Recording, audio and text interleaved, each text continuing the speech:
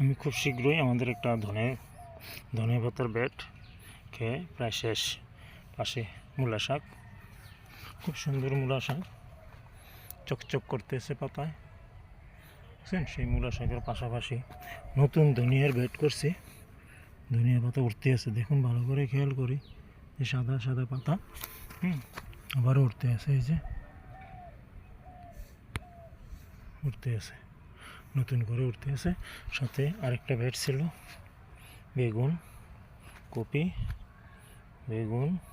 কপির সাথে লাল শাক লাল শাক বপন করছিলাম।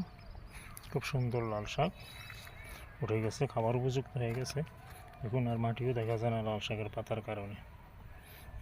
এইভাবে প্রতিদিন নিজের জমিতে একটু একটু কাজ করে নিজের পরিবারকে বাজার মুক্ত করুন।